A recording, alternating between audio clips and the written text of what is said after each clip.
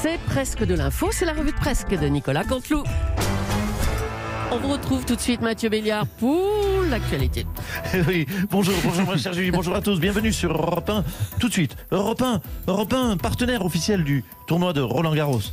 Vous êtes rendu compte, Julie, j'ai quand même parlé à Novak Djokovic. Mais oui, ce on a matin, entendu ça. Le Oui. numéro 1 mondial du tennis qui parle au numéro 1 mondial de la radio. C'est fou, hein. Oui, je suis pas tout à fait numéro 1, allez, numéro 2, allez, ok. Non plus. Bon, combien 134, oui, quand même. Bon, Europe 1, revenons au sujet. Europe 1, partenaire de Roland-Garros, c'est génial, mais on ne peut pas vous faire gagner 2 places. Disons-le aux auditeurs, il faut être transparent, il n'y a plus de places disponibles. De toute façon, avec ces conditions météo, à part Mike Horn, personne ne veut assister au match. L'info du jour, c'est donc, rappelons-le, Roland-Garros qui a débuté hier.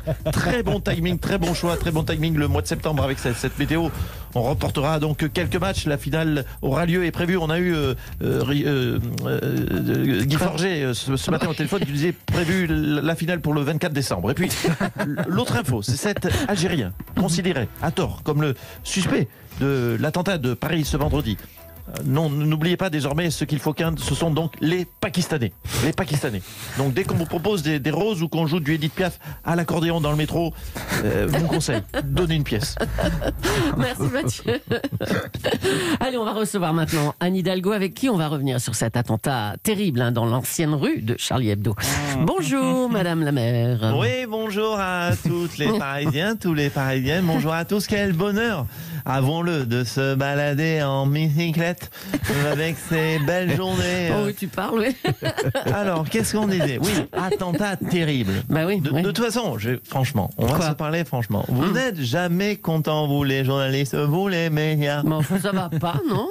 Bah, écoutez, franchement, il faudrait savoir. Oui, vous êtes sans arrêt en train de dire le prix de l'immobilier à Paris est complètement fou. Ah bah c'est vrai. Dans certaines rues, oui, ne me coupez pas, Julie. Dans certaines rues, on atteint les 15 000 euros du mètre carré. Ça, vous vous plaignez.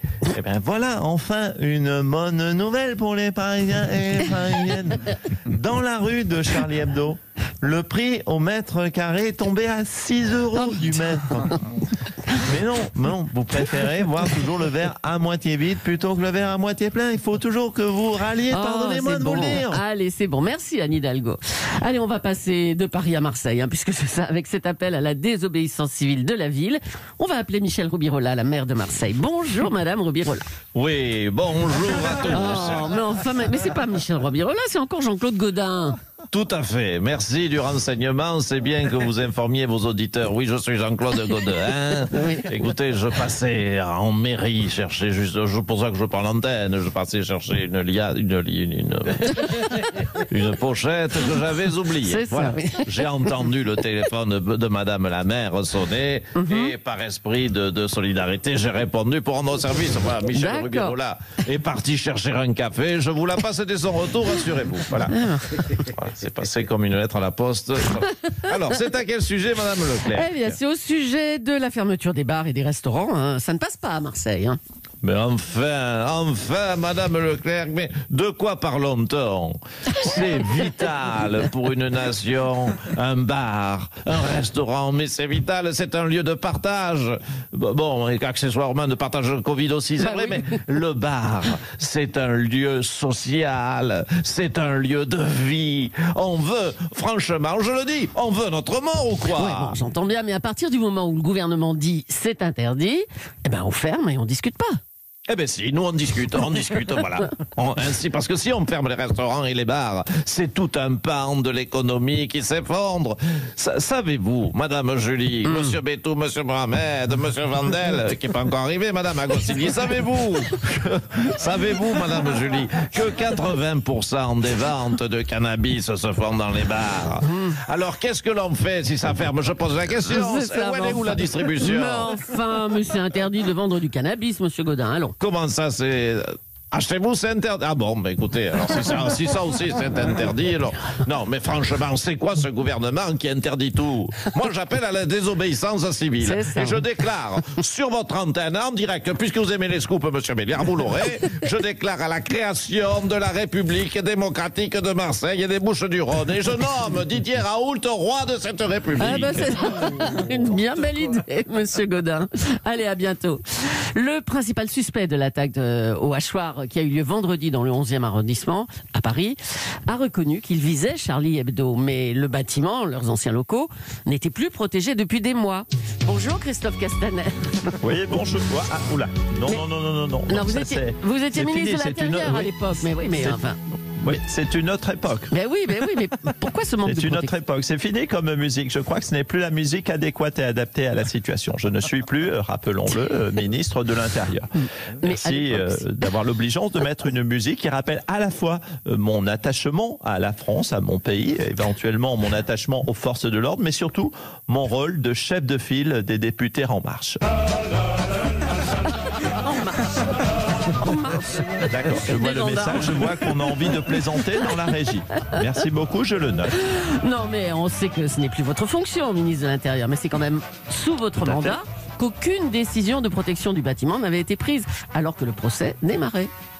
Écoutez, oui, j'admets que nous avons sous-estimé la bêtise des terroristes. Nous savions qu'il pouvait y avoir des gens assez cons pour attaquer à nouveau Charlie Hebdo, mais nous n'avions pas anticipé qu'ils seraient suffisamment cons pour se tromper d'adresse. Voilà. Alors, je vais vous dire une chose. En dessous de 19 de QI, de quotient intellectuel, nous arrêtons les surveillances. Parce que si on doit surveiller tous les débiles de France et du Pakistan, on n'a pas fini. Eh bien, merci, monsieur Castaner. Merci à vous et puis au revoir. S'il vous plaît, la régie. Méfiez-vous quand même, je rappelle que j'ai des dossiers. J'étais ministre de l'Intérieur. À bientôt, monsieur Castaner. Allez, on passe à la Guadeloupe maintenant. Là-bas aussi, les restrictions sont renforcées. Bars et restaurants fermés, accès aux plages limité. On va faire un point en se connectant à la matinale de BFM TV avec Christophe Delay. Oui, chers téléspectateurs, bienvenue sur BFM Télé, première chaîne info de France. La Guadeloupe touchée par le Covid et des mesures parmi les plus restrictives de France. On en parle tout de suite après un jingle spécial situation sanitaire en Guadeloupe.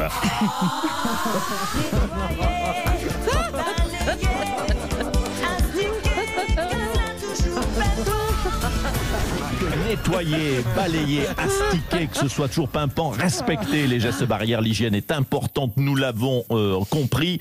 On retrouve tout de suite Patrick Sauce et son binôme Lionel Béarnaise en direct d'une plage de Guadeloupe. Patrick, vous m'entendez, Patrick?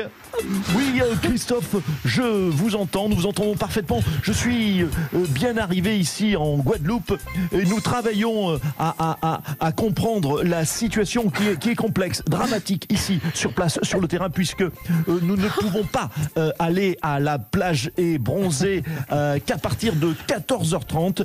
Les cocktails, pardonnez-moi, ici, il faut le savoir, ne sont pas servis au bar. C'est le barman Ferdinand à l'hôtel qui les prépare directement pour les consommateurs dans une gourde. Lionel, tu peux retourner les poissons sur le barbecue, ils vont cramer là. Voilà. Je serai professionnel, nous serons professionnels, toute l'équipe son et images ici, puisque nous avons décidé de rester sur le terrain encore 2 semaines. Non mais ça va pas, non mais qu'est-ce qu'il fout l'autre là avec son copain? Nous avons notre directeur d'antenne, Marc-Olivier Fogiel, qui souhaite intervenir en direct. Dis donc, mais qu'est-ce que c'est? Non mais qu'est-ce que c'est ce bordel? Non mais qu'est-ce qu'il faut avec son copain à glander sur la plage là? Bon, vous allez faire ça tous les deux, examiner en votre bureau les chiffres de la situation dans un hôpital en Picardie, hein, si le travail vous gêne pas trop. Hein. En Picardie, voilà, ça va vous faire les pieds. Hein. Non mais Julie, tu m'entends? Bah oui. Julie, hein. Non mais tu comprends pourquoi autant d'entreprises rejettent le télétravail là, hein. Bah bon courage Marco, bah c'est ça quand on est patron. Hein. Bah oui. Et puis hier a débuté le tournoi de Roland Garros. Bonjour Nelson Nelson Montfort. Ouais. Oui, bonjour à la team du Morning. Une nouvelle fois, j'interviens. Bienvenue à ce Roland Garros en octobre. Une brillante idée, puisque nous pouvons le voir sur les prévisions météorologiques. Il va flotter toute la semaine. Roland Garros nous l'a confirmé. Avant, ça aurait été une très belle, très bonne nouvelle pour les joueurs français de ne pas jouer à cause de la pluie. C'était l'assurance de passer au moins 5 jours dans le tournoi. Et là, il faut l'avouer, pas de bol. Cette année, il y a un toit sur le central. Ils vont pouvoir se faire sortir même pendant un orage. Alors, Covid oblige, 750 personnes sont tirées au sort chaque jour pour assister au match. Voilà, vous l'avez dit, ma chère Julie, 750 personnes tirées au sort. C'est le tirage du Roland. C'est comme le tirage du loto, mais au lieu de gagner 150 millions d'euros, vous gagnez le droit de regarder un Chopolavlov contre Gasquet et bien sûr le droit d'attraper le Covid à tous les coups. Enfin, pourquoi vous dites ça? Le Covid. Écoutez, franchement, Quoi? moi j'y suis allé, avec le toit en verre, au-dessus du central, plus l'humidité. Je dois vous le dire, le Philippe Chatrier, c'est une véritable serre à virus. Oh là là. Si vous voulez l'avoir à tous les coups, participez au tirage du Roland.